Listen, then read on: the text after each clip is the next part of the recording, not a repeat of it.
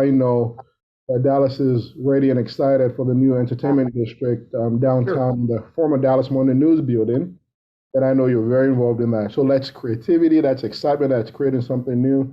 How do you see this space revitalizing downtown for the greater good? And what do you see, what do you envision the impact to be? Well, if you look at Dallas, and I've had 61-year, kind of view of the city being here. Downtown Dallas needs a catalyst to take it to the next level. Hello and welcome to another episode of Conversations for Good. I'm John Olajide, founder and CEO of Axxess, a Dallas-based company that's a leader in home healthcare technology. And I served as the 2020 chair of the Dallas Regional Chamber of Commerce. The idea of using business as a force for good is something that I'm deeply, deeply passionate about. And Conversations for Good brings together business leaders, community leaders, and entrepreneurs who embody what it means to use business as a force for good. Today, I am pleased to welcome Ray Washburne, Dallas real estate investor, successful entrepreneur, and developer. Ray, welcome to the conversation. Good. Thank you, John. I'm glad to be here. Excellent, Ray. So let's talk about Ray's background. So you all know, Ray was born and raised in Dallas and is a graduate of Southern Methodist University. Over many years, he's been a preeminent real estate developer in Dallas and is always involved in giving back to the community. Since 2009, Ray has been the co-owner, general partner, and president of Highland Park Village, a world-class shopping and dining destination in Dallas. He's a co-founder of the M Crowd Restaurant Group. The last time I checked, they have 46 restaurants, including the Mi Cocina and Taco Diner restaurant chains. Ray has also gotten involved in public service nationally. Recently, he served as the president and CEO of the United States Overseas Private Investment Corporation from 2017 to 2019, and is also a member of the President's Intelligence Advisory Board. Ray, welcome again. Let's get right to it. Ray, why don't you tell us about yourself briefly? Tell us your life story, just 2 minutes. Tell us how you got here today. Sure. Well, thank you, John, and I appreciate you put me on. I had the great fortune and blessing of my parents moving to Dallas in 1952 from Chicago. I was born in 1960, Baylor Hospital. I'm as Dallas as you could possibly get. I grew up here. I went to Highland Park schools. I went to St. Mark's and ended up graduating from Highland Park High School. I was one of 6 children here in Dallas and went to SMU, as you said, and I graduated in 1983 when Eric Dickerson and Craig James were starring at SMU, and the savings and loan and real estate boom was going on. Oil was at all-time highs. The optimism and the enthusiasm and the entrepreneurship of Dallas was something that I was fortunate to grow up with and was injected with, because 1952, when my parents moved to Dallas, it was around 500,000 people. When I was born, it was around 1 million. And as you can see today, Dallas-Fort Worth is around 8 million people. So I've really got to catch the momentum of the city in the region as it came along. When I got out of college, I went to was an entrepreneur really from the beginning. I was buying rent houses and fixing them up and selling them. I was working with Austin Industries, the big construction company here in Dallas, handling real estate investments for them for a few years. And then when the S&L crisis came, I like to say I was too young to get in trouble, but old enough to take advantage, because I was 28, 29 years old, and people are 2 or 3 years older than me had gotten a lot of trouble with the banks. For those of you who remember, 9 out of the 10 largest banks in the state of Texas went under then. Dozens of savings and loans went broke. And so there was opportunity all over the place if you weren't encumbered by debt, from past projects. So I took advantage of that and started buying a lot of properties and office buildings, shopping centers, land, apartments from the RTC. I paid my way through SMU selling carpet door to door. And so I had an entrepreneurial spirit from SMU. And through that experience, I had met a lot of people at SMU and, had begun kind of business relationships with them then, from selling carpet actually to them for their dorm rooms and fraternity rooms. And so I was able to use and leverage those relationships to partner up with people to get money, because I didn't have any, because again, I had paid my way through school.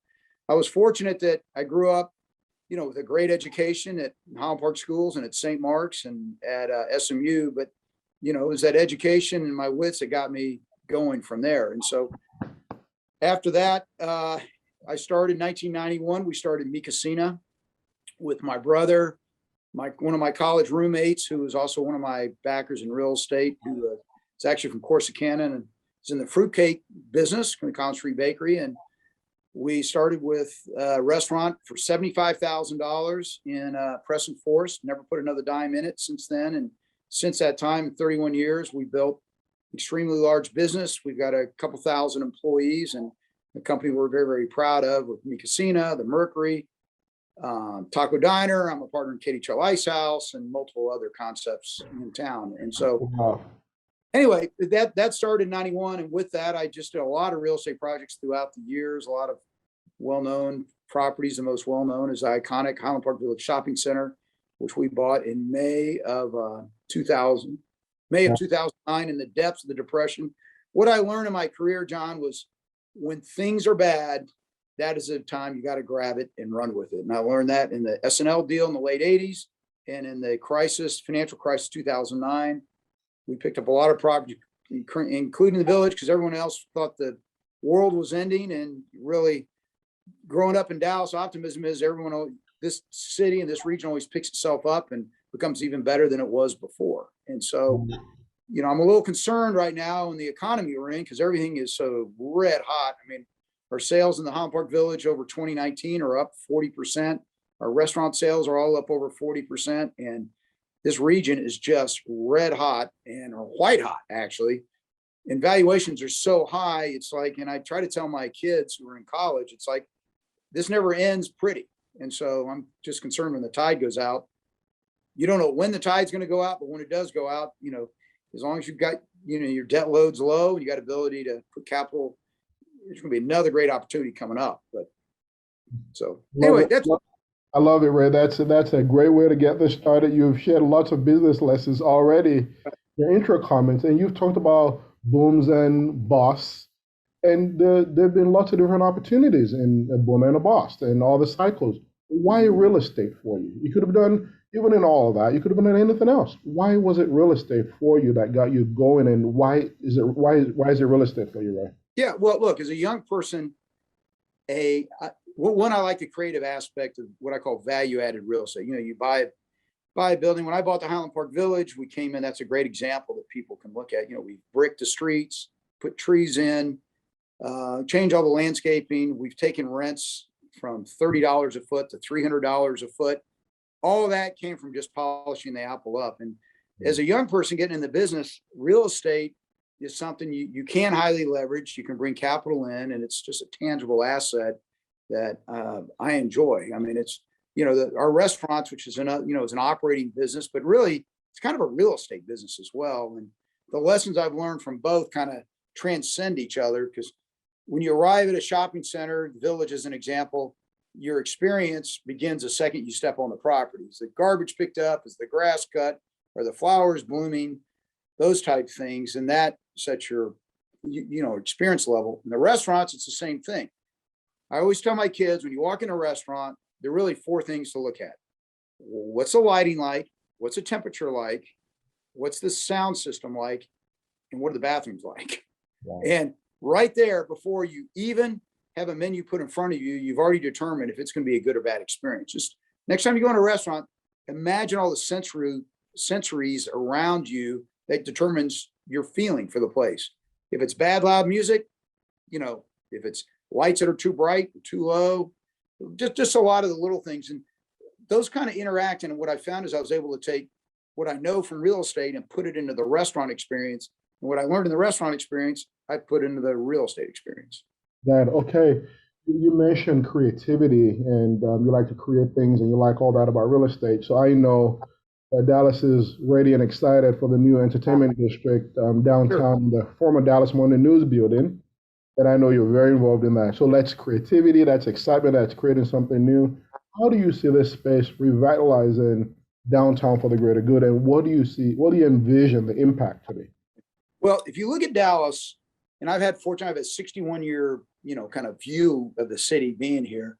Downtown Dallas needs a catalyst to take it to the next level. In the midsection of downtown Dallas, between the Cedars and Main Street, is really a dead zone. And the city council last week just approved a $2.5 billion to go in and basically tear down the Dallas Convention Center. And that's important because it was started in the late 50s, and over time, it was just kind of added on to. And it's really, when you compare to other convention centers in Nashville or Orlando or any other city, it just doesn't hold up. It's an arms race, basically, in the facilities they're building. The city of Arlington is building a big convention center. They're building a convention center hotel. Fort Worth is tearing down their convention center. So when I bought the Dallas Morning News, I've always, that was a building, people asked, what did you see? I had no idea what I was going to do with it. I just knew it was a 400,000 foot building. It was a beautiful building. If you look at a map and you didn't know anything about Dallas, you'd think this is the crosshairs. It's got 2 rail stations. It's got so much going for it. 3,000 hotel rooms within 2 blocks. But the Dallas Convention Center, when you walk out the front door, there is zero to do. And so you have to get on a bus and take a bus to Gillies. You have to take a bus to wherever you're going. And so I bought it with the anticipation that Dallas would have to build another convention center. Now, 2.5 years has gone by. The city has finally gotten around to approving it. And what it's going to do is it's going to open up the street system downtown. They're going to create 32 new acres of development between City Hall and the convention center from the old buildings that they're going to rip out. And so, but you've got to have, so we'll be the front door. So when you go to the convention, you have a place to have your events. You have the Gillies type place. You've got, and with all my restaurant portfolio, we're going to go down and recreate something like the Katy Trail Ice House, something like a Gillies, all these things, and create. And for those familiar with San Antonio, it's going to be much like the Pearl District is in San Antonio. But I've got to create the authentic Dallas story for it. And that's the thing I'm really wrestling with, because we're not Cowtown, we're not Energy Town, we're not Music City, USA, we're not weird like Austin. I'm really trying to come up with the theme. So when someone goes to a convention in Dallas and they step into my entertainment district, they can go back to wherever they're from and say, I experienced the Dallas experience. I love it. You know, I love that story. I'm looking forward to it. And I know we'll talk a lot more about that over time. We've seen progress in Dallas, development downtown, as you mentioned, and in Southern Dallas to some extent over the past decade. And recently, you and I were having a conversation, and you were telling me about just all the investments that you're making in the southern sector of our community that's historically challenged. And you and I believe that business is a force for good. So from your perspective, what more needs to be done to create prosperity and create more opportunities in the entire community? Sure. Well, I've invested for years in the southern sector. I currently have 2 shopping centers, one at Illinois and Hampton, and another one that I bought at Hampton and Singleton. And, you know, those areas are dense in population, but they've never been respected from the standpoint of viable retail that fits their needs.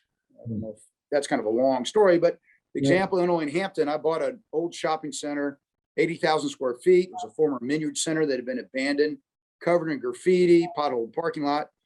So we went in, and I believe in the broken window theory, which is whenever there's graffiti, our property managers, you know, they have to paint over it that day. If there's burned out lights, they get replaced immediately. If there are potholes, they get fixed. Because if you respect whoever your customer might be, just like a restaurant, they're going to reward you with their business. And if you go down today, we put in an Aldi grocery store. It was somewhat of a food desert.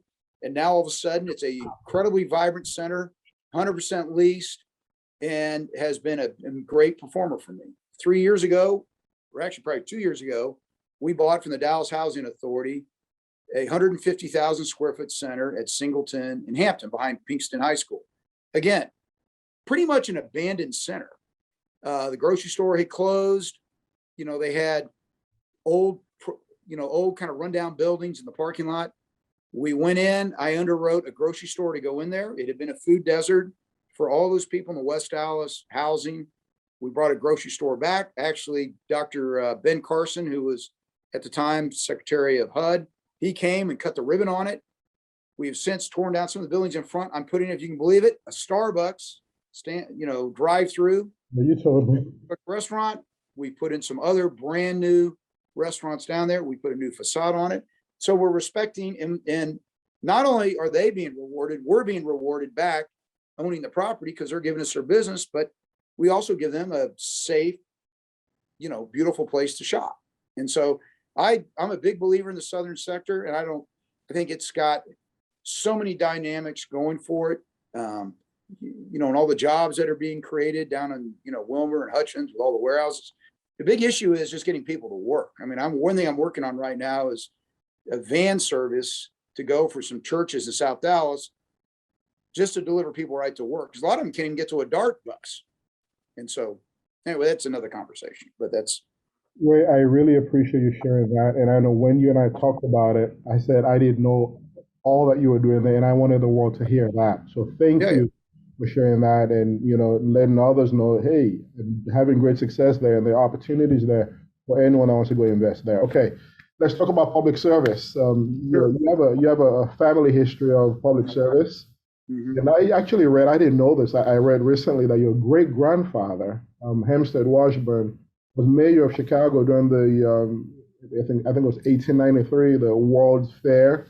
Yeah, the Columbian Exhibition.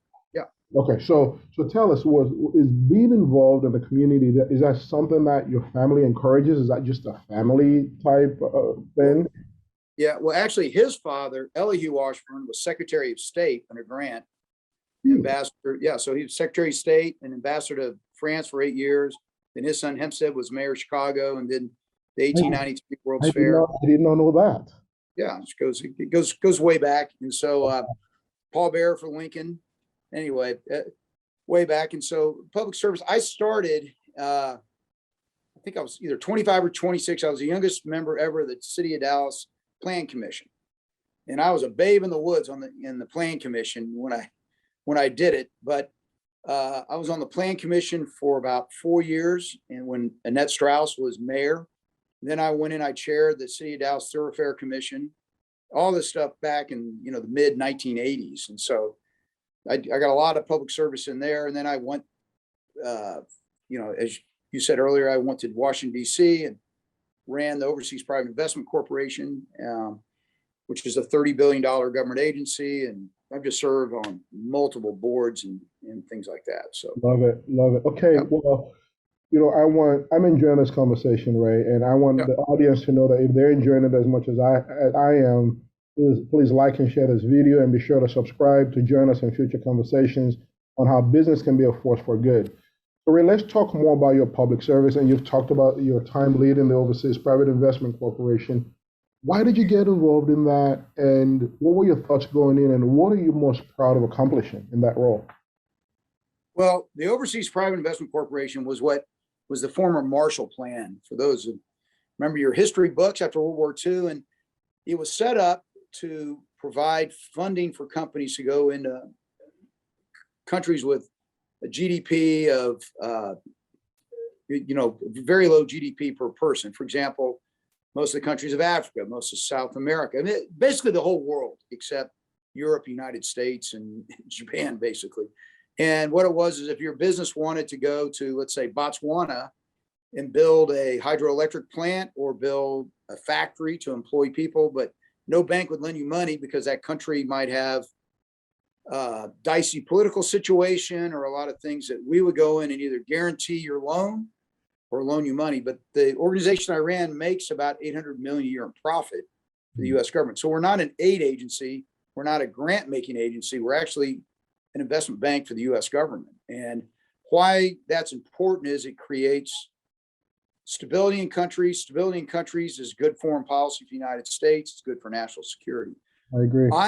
I put a lot of our time and emphasis in the Northern Triangle of Central America, in Guatemala, Honduras, those countries, Nicaragua, to loan, because the immigration issue we have right now in the United States, people want to stay in their home country, but they need a job. And so to get a job in these countries, they need factories built, they need electric power grids brought to them, they need roads built, so many things. And that's what we went in to provide. So I had business in 180 countries. I traveled to 36 in my time there. Nowhere of nowhere in Europe. I traveled to most of the countries in Africa and in South America, Vietnam, and those things. So it was a very rewarding experience from that standpoint. Great thing was I was a Senate confirmed position. I reported to the Senate Foreign Relations Committee and to the president. So that was a very rewarding experience to have that. It's, sitting in that horseshoe in front of the Senate, you watch on TV, these guys getting grilled. It was good doing an organization both Republicans and Democrats enjoyed. Yeah. So what accomplishment are you most proud of when you led that organization? At OPIC?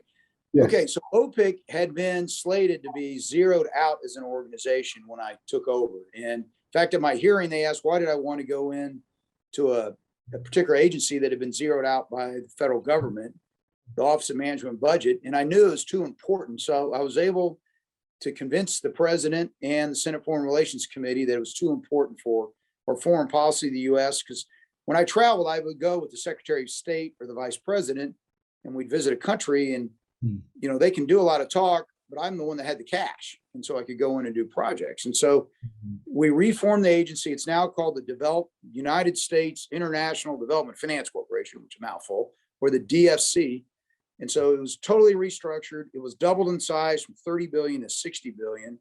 We pulled in parts of the State Department and USAID. So it was incredibly satisfying to restructure agency, which you never really get to do. And I was able to drop the mic and leave stage by actually accomplishing something more than just shuffling paper for 3 years. So, Ray, something you and I have in common is we study leaders. We were students of leadership. yeah. So tell me, Ray, you've met a lot of great leaders, you've been around a lot of great leaders. Talk to us about one leader that stands out in your mind and why. Yeah, it's history, contemporary. Just tell us one leader. Yeah. No, it'd be Jim Baker. And Jim Baker was the former, Secretary of State, Secretary of the Treasury, ran 2 presidential campaigns.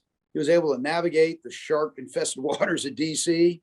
pretty effectively from 1976 when he ran Ford's campaign as a very young man. He was like 42 or something when he ran Ford's campaign against, and then, he ran Bush's campaign against Reagan in 1980, which they lost. And then he did such an effective job. The person that he ran against then selected him to be his chief of staff. So he was, what is interesting about him as a leader is how he's been able to navigate so many difficult positions in different jobs. I mean, not only state, but also at Treasury as chief of staff. So in the political world, but he was also a very effective lawyer at Baker and Botts. That's his family. If you know that law firm, that's Jim Baker's family. So anyway, I would say that's somebody I look at and go, wow, how did he accomplish all that he has? I know you mentioned earlier that you're a big Dallas person. It's all Dallas. Yeah.